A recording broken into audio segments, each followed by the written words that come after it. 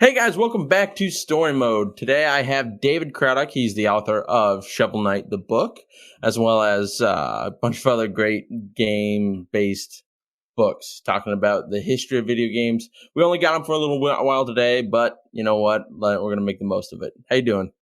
I'm doing pretty well, man. Thanks for having me on. Yeah, thanks for coming on. On your vacation. Well, we've been talking about this for months, right? So I'm glad we could Yeah. finally sit down to chat. Yeah, it's nice to finally get to know you and talk with you about it. I wish I would have had the book. Honestly, I wish I would have been able to read the book. Just I so tell I you, man. So Shovel Knight came out early this week on Tuesday, the 16th, if I have my dates correct, and it's been Yeah. it's been doing really well. It's been selling well. Amazon's out of stock. I don't know if that means that they temporarily sold out or they're still waiting for their copies. But you can get the book for yourself or for anyone listening to this on bossfightbooks.com. They have it in stock at the publisher, but the Amazon copies will be coming soon. And of course, there's the Kindle version, which is on Amazon for just $5. That's pretty good. No Barnes and Noble.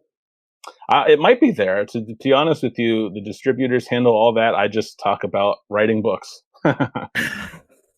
So, well, let's get into that then. Like, what drove you to be like, the video game history is where I'm going to dive into? Because like, I've talked to Blake and Jay Harris. You probably know him. Console Wars, one of my favorite books of all time, Hmm. and I assume me like you, we were history buffs in school. I read my history book for fun because I'm a nerd, and it's just something I've always been interested in. Now with YouTube and all this stuff, I've decided to dive into it deeper, and video games being like one that I feel. I always say video games are the most documented history of all time, easily the most documented, but they're also the most secretive. So it's like two sides of the same coin there. Hmm. Hmm. But so there's a lot of stories to tell, a lot of interesting stories that no one's ever heard of. But I'm more interested in like, how did you decide? Well, you know what? Let's go into video game history. Like, instead of like Sure. all these other history. Sure, sure. Well, first of all, it's funny you mentioned Blake. I have a funny story about him. Shortly after my first video game history book, narrative style book came out, Stay Well and Listen Book One in 2013, that was released on Halloween of that year. And a couple weeks later, I got an email from someone saying, "Hey, congrats on your book. I would love a copy." And I didn't really pay much attention to the name in the Mhm. sender field. I just thought it was. I'd gotten a lot of emails from people saying, "Hey, glad the book's out. Where can I get it?" And so I just said thanks, and I pointed them to Amazon. And this person wrote back and said, "Hey, you know what? Maybe we could do a book swap. If you have a hardcover, I'll give you one of my hardcovers." And that struck me as kind of weird because I'm like, does this person on the internet just want to do like a book swap or something? And He's like, here's this old crusty book I bought at a garage sale yeah, for I five didn't bucks. I didn't know quite what to make of it. And then I looked at the field and it was Blake, and I realized, oh, this is the guy who wrote Console Wars, and he and I have been in contact ever since. I talked to him a little bit. Well, he was on the set of the movie because that's being adapted into a movie. So it's kind of a funny story about it being a small world and a small industry. Yeah. As far as your question about how did I get into game history, as a kid, I love two things. I loved to read and I loved to play games. And as I got older, I'm not much of a movie or TV guy, but I watched some here and there. And I liked to buy movies on DVD more than I did VHS as a kid because the DVDs would usually come with behind the scenes features on how movies are made. And that to me, those stories are often more interesting than the fictional stories told in the movies. I've always been interested in kind of taking things apart and seeing what makes them tick. And so I thought, I don't know if Boss Fight was around at the time, the publisher of my Shovel Knight book. If they were, I didn't know about them yet.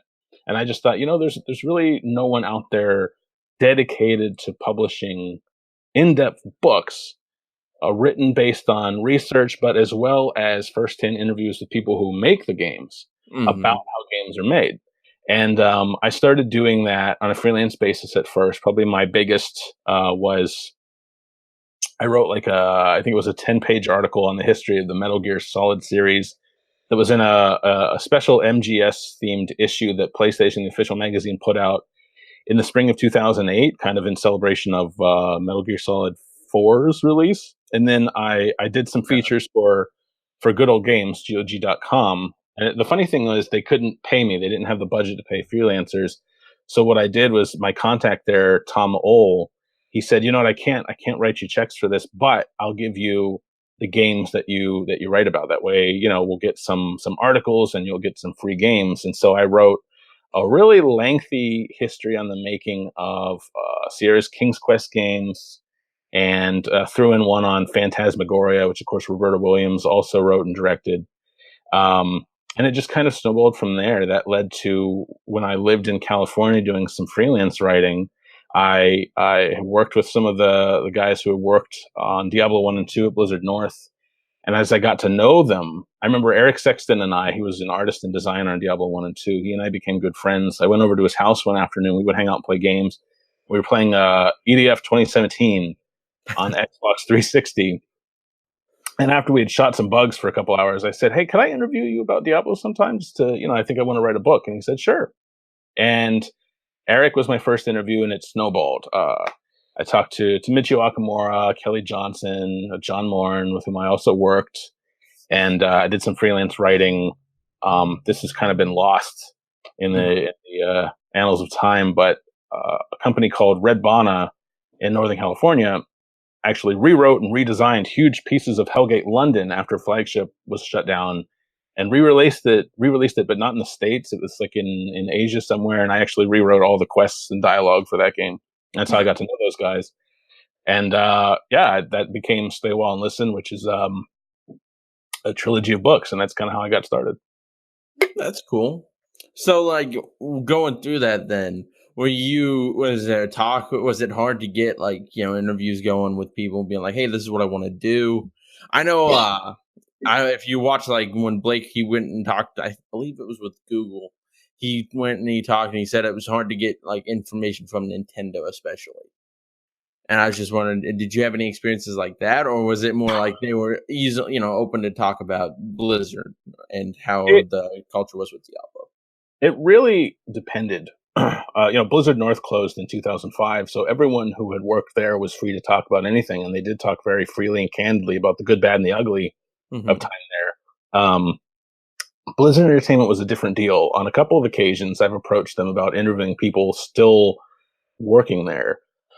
But it never quite worked out because they weren't nasty or anything. Everyone there was really nice, but they said, to paraphrase, "We want creative control." I said no, because I didn't want it to be, the history of Blizzard as told by Blizzard. I wanted to paint the real picture because, Blizzard's not a bad company. The games industry isn't a bad industry, but it's full of people, and people have ups and downs, and I wanted to document those.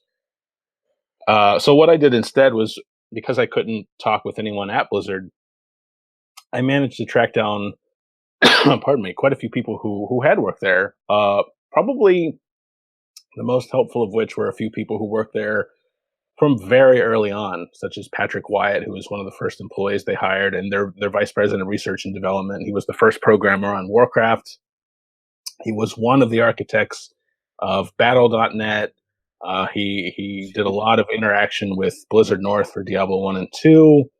One of the chief architects of Battle.net on StarCraft. So, when doors were closed, I figured out how to kind of go around them or under them just to get the information that I needed to make the story, to paint as complete a picture as possible. Okay. So after that, then what was your next book? You wrote Sit a While and Listen. Stay a While and Listen. Stay a While and Listen, sorry. No problem. Yeah, just like the Diablo phrase that Kane says in town. Yeah. Stay a while and listen. Yeah. Not a PC guy at all. That's okay. That's okay. I'm more of a console guy, but then I think online, didn't you, maybe it's just Boss Fight, but when I bought your book about Shovel Knight, it came up with NBA Blitz or whatever. NBA Jam? Yeah, NBA Jam. There you go. Yeah. Were you involved in that, or was that just someone else's that's just part of it? So what Boss Fight does is they commission, or they don't commission writers. What they do is once a year they'll have an open pitch period where any writer who wants to write about a certain game will submit a pitch, just like you pitch a lot of publishers on books. Mm-hmm. And if they like your pitch and like your idea, they'll sign you to a contract just like any other publisher. And so the cool thing about Boss Fight is that each book focuses on a specific game. There are no sequels. Like, I won't be writing another book about Shovel Knight's 3 expansions. My book actually concentrates on the main game that came out in 2014. I didn't write the NBA Jam book. Didn't write any other book there. Won't write any other book there because each author is one and done, which I think is cool because that allows Boss Fight to find a lot of new and unique voices to write about a lot of different games. Okay. So that's just a thing then. Okay. Gotcha. But then after you wrote your Diablo book, and now your sequel's coming out, you said is soon. Like Next June. Yeah. Next June. Okay. So after that, and then are you going for 3 or is it going to be 2 and then that's it? It'll be a trilogy. I apologize for the coughing, by the way. I'm kind of getting over a scratchy throat while I'm on vacation here. It'll be a trilogy of books, kind of one book focused on each game in the Diablo trilogy, but also on Blizzard Entertainment and Blizzard North as a whole. For example, in book 1, I wrote about the making of Warcraft 1 and 2, as well as Diablo 1. In book 2, I'll be writing about StarCraft, a little bit of Warcraft 3, maybe World of Warcraft as well. I haven't completely nailed down the content of the book. It'll definitely focus on Diablo 2. And then book 3 will focus largely on Diablo 3 and probably a smattering of other Blizzard games here and there. So when they announce Diablo 4, you're going to have to write a 4th one then, right? Probably not. I will be done. I do expect a Diablo 4, but I know the story I want to tell. I know the story that that is there to tell. Whatever happens after that is up to them. Okay, so then, so now let's get into your newest book then, the one that I originally contacted you for. Sure. Shovel Knight. What made you when you wanted to pitch to Boss Fight books, you're like, Shovel Knight's the game I want to talk about. When there's games like Final Fantasy VII, Ocarina of Time. Trying to think of a an Xbox one that was Halo. The 3 games that actually changed the industry majorly, besides just Shovel Knight. Which I'm not saying Shovel Knight's a bad game. I enjoyed Shovel Knight. I don't think it's an amazing game, but at the same point in time, I feel like it did have an impact of some kind. But what made Shovel Knight be like, that's the one? What's that story? A funny thing goes back a few years. I was going to start an indie magazine, and in every magazine, every month or bi-monthly, I don't remember what I was going to do. I wanted to publish a chapter from a longer story, basically serialize book-sized stories, one chapter an issue. And that was going to be Shovel Knight. And when I contacted Yacht Club, I hadn't played Shovel Knight yet. I was getting ready to play it, but I kind of missed the boat on the game's Kickstarter. I'd heard about the Kickstarter and knew it was this big success, and it was this NES style game, but I didn't back it because I think I was a little too late by the time I heard about it, and kind of, like I said, missed my window of opportunity there. But I was really interested in the game's development. And what I wanted to do was set up interviews so that I could play the game and then go right into the interviews with the game fresh in my mind. But Yacht Club was very busy on the Plague Knight expansion, which followed Shovel Knight in 2015, I think.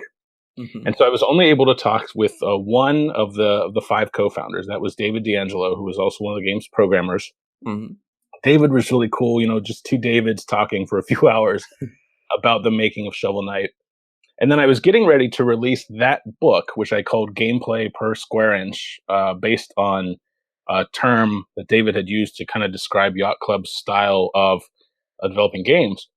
And when I emailed Yacht Club just to let them know, hey, I'm going to publish this as a book, they contacted me and they said, since we were really busy when you contacted us before, we'd really like for all of us to talk to you so that you can tell the full story.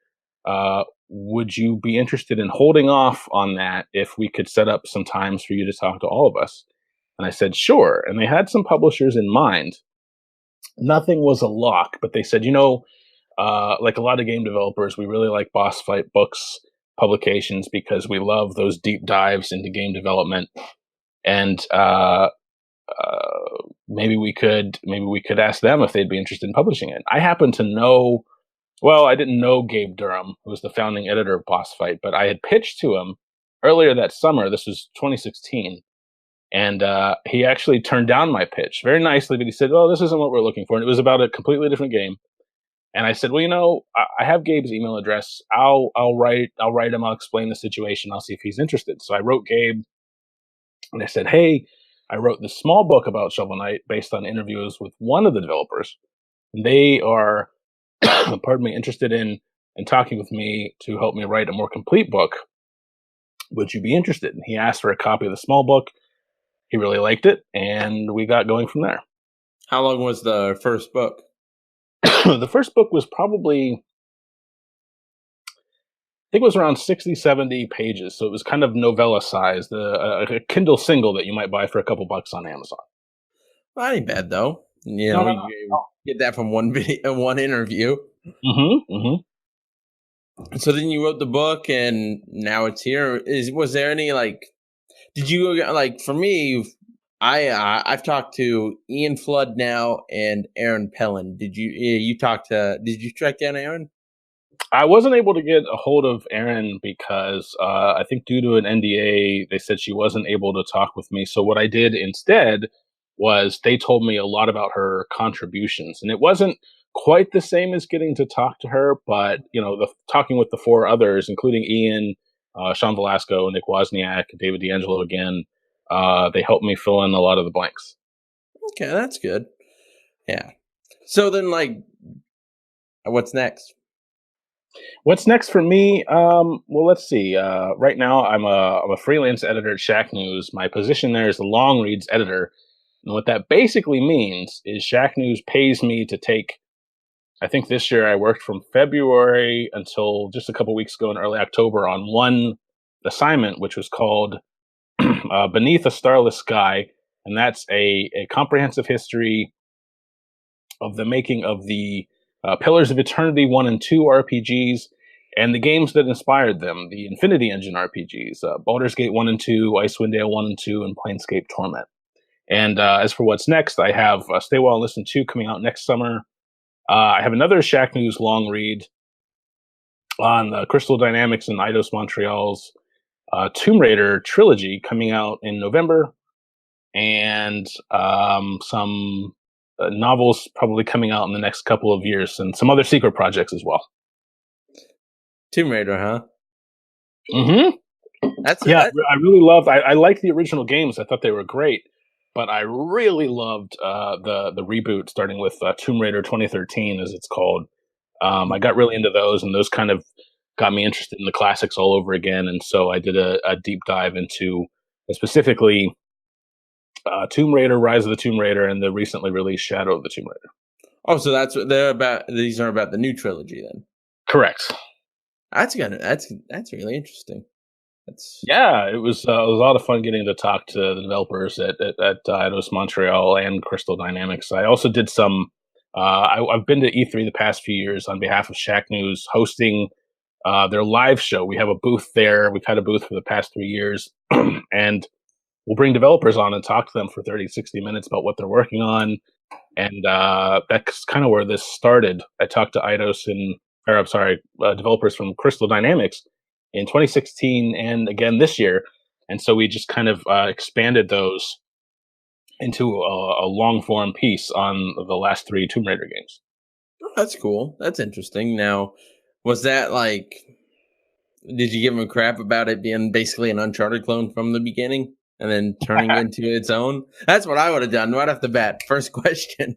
No, because it's not that. I think that's actually really reductive. I think Uncharted is great, and I like Naughty Dog, but Uncharted really wasn't my cup of tea, just because I thought the gameplay was kind of overshadowed. It was very directed and very story driven, whereas I think the Tomb Raider games have both a great story and also a lot of really fun gameplay. And that's I think Uncharted is great, but they were definitely making, I think, more of like an interactive adventure movie, whereas Tomb Raider is more of it felt more of like a more of a video game. There was just more interaction, more things to do and see, rather than kind of following a path. I always say that Tomb Raider is more exploration heavy. Like, you can explore, you can do more stealth. It's more exploration and like you said, video gaming than Uncharted is more like a movie, Sure, which sure. And isn't bad. There's nothing wrong with that.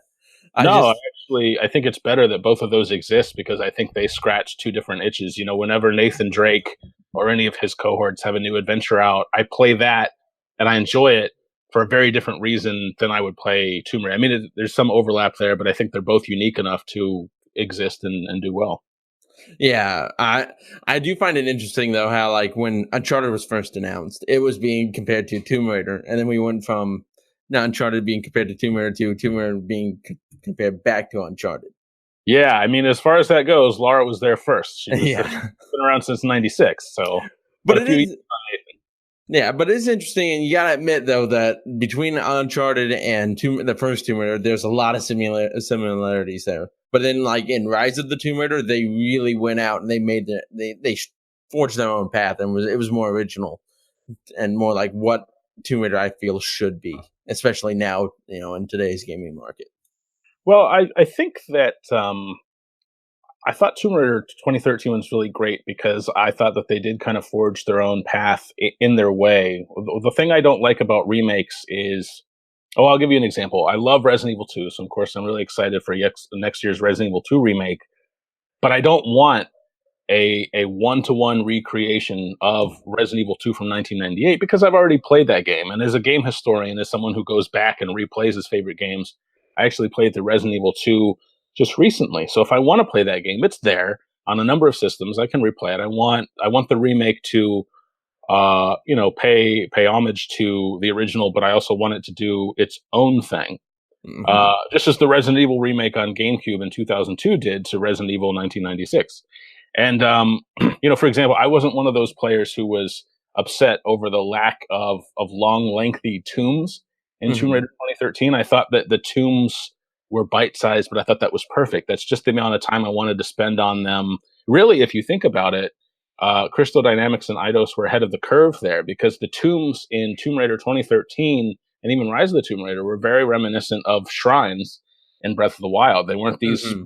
labyrinthine dungeons. They were very focused and bite sized. And I think the problem with longer tombs or even longer dungeons in Zelda is that it's no fun to get stuck and feel frustrated and not want to play. Whereas if you have something much smaller and focused, you you tend to spend just enough time on it to kind of familiarize yourself with the lay of the land. That Uh, way. you know, So you just look like you're very poke around and figure something out and feel really good and satisfied about having completed that. okay. Well, speaking of gaming historians, and we got about 5 minutes here before you said you had to go, and work's calling me, so that's always fun. But if you had to choose like one era in video game history to actually talk about, like this one was the one that influenced gaming as we know it today, I'll leave that one with you. Like, which one do you think that title belongs to? I have Hmm. my idea, but Well, let's compare notes. I'll share mine. I'll show you mine. You show me yours. okay. To me, I kind of go back and forth between the 8 and 16-bit eras. Gaming dates back decades, but when Mhm. you think about it, gaming today is what it is really because of Nintendo's influence in the 1980s, for good and bad. They were kind of tyrannical, but they made great games, and uh, we kind of owe a lot of the industry today to them. But Mhm. here's my thing: as much as I love 8-bit games, and that's when I started playing video games, everything that came out in 8-bit, like say on the NES, Mhm. these are great games, but I almost consider them great games, but warm ups for 16-bit. When you have, Super Mario Brothers 3 is a great game. I think Super Mario World is Amazing that game. much better. Yeah. So it's kind of like 8-bit, the 8-bit systems and kind of Nintendo's just kind of taking over the world, Mario Mania as it was called.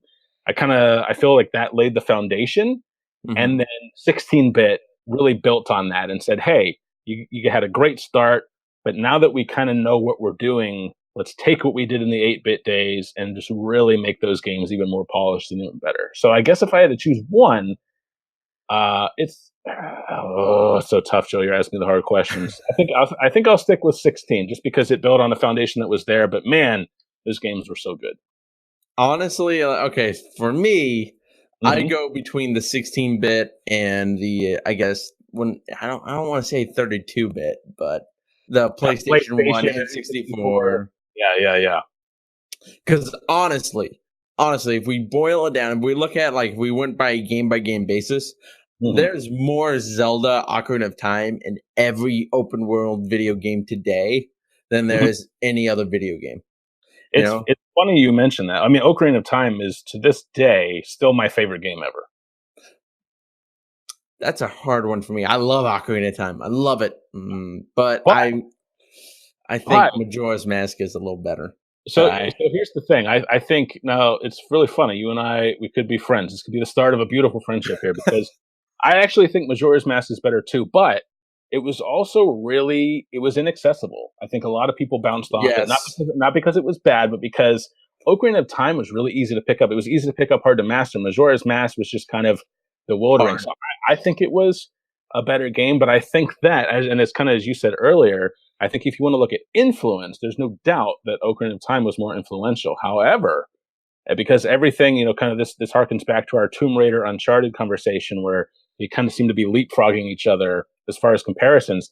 Ocarina of Time, as great as it was, uh, that was built on the foundation of A Link to the Past, which was built on a foundation of the original Zelda in 1986. So you have to have these roots. The Yeah, roots of the industry go back. I think what Ocarina of Time did, um, if I had to choose, like that game is just a masterpiece. But if I did zero in on one thing that I really liked, it was making aiming in 3D simple. Because before that, it was mm. really hard to track depth perception to make sure you were, especially in third person. First person wasn't a Yeah, problem, but in third person, aiming was so hard. But Ocarina of Time, you look at almost every third person 3D game that came afterwards, even like Grand Theft Auto. Z targeting was the thing. That was one of Ocarina of Time's biggest influences on game development. exactly. And I think Ocarina of Time, like I said, a great game. I love it, and I agree with you 100% with Majora's Mask. I played that when I was sick. I think I had my not tonsillitis. I was some sick for a week, and I played Majora's Mask, but it was very hard to get into. Sure, but once you do, Oh once yeah, it hooks great. in you, man, Oh, it's great. but the 3DS version, best way to play that. Even Best better. way to play it. Like But it's much more easy to get into. I think that solves a lot of the problems. it But does. like getting back to where we were, not it wasn't just Ocarina of Time that I think shaped the industry. Then you get into like PlayStation, and you get into games like Resident Evil, and how Mm. that influenced survival horror. Silent Hills, once again, survival horror, and Final Fantasy VII. I don't think you can underestimate the impact that Final Fantasy VII had on the gaming industry as a whole. I mean, here's a game that actually brought RPGs to the forefront. I mean, there were RPGs beforehand, but let's be honest, it wasn't like in the mainstream zeitgeist until Final Fantasy VII just hit and exploded. Oh, I agree 100%. It's funny you mentioned that. I think it was last spring. I wrote an article for Paste magazine on how Final Fantasy VII's marketing specifically Hmm. was what pushed that game, but also the RPG genre into the spotlight. So Yeah, it's interesting you mentioned that. I think you're dead on. yeah. I wasn't conscious. I was a youngin' back then, but Hmm. I have talked to people who were there around it, and they were like they marketed it just like a blockbuster movie, Yep, that's and exactly right. I think that's what helped push it because, like, and it very much falls in line with what PlayStation was doing. Like PlayStation was, we're going to be different. We're not going to be Sega. We're not going to be Nintendo. We're going to be Sony. And Yes. this is how Sony would handle a PlayStation or a game console. And, then you get into Metal Gear Solid Hmm. and 3D platformers and just, so many great games on the PlayStation. I mean, I got a shelf stacked right over there. I think as far as 3D platforming goes, it begins and ends with Super Mario 64, but the PlayStation had some good ones. Yeah, I think I agree with you there. I think Crash Bandicoot can give it a run for its money as far in terms of like graphical fidelity and just that as far as that goes. But as controls go, the overall package, the 20-30 minutes I spent with Mario 64, 1,000 times better. Well, thanks for a great conversation, Joe. This was a lot of fun. I'm glad we got to do this. Yeah, I too. I wish we could do it longer, and maybe we will. But I was about to wrap it up as well. Anyways, guys, if you enjoy this snippet of a conversation, check out David's book. I'm excited to get a hold of it and hear the history of Yacht Club games told in a novel format. David, once again, I wish you the best of luck. I can't wait to read your book. Hopefully, we'll do this again sometime. Thanks a lot, Joe. Take it easy. Yeah, bye. Bye bye. Bye.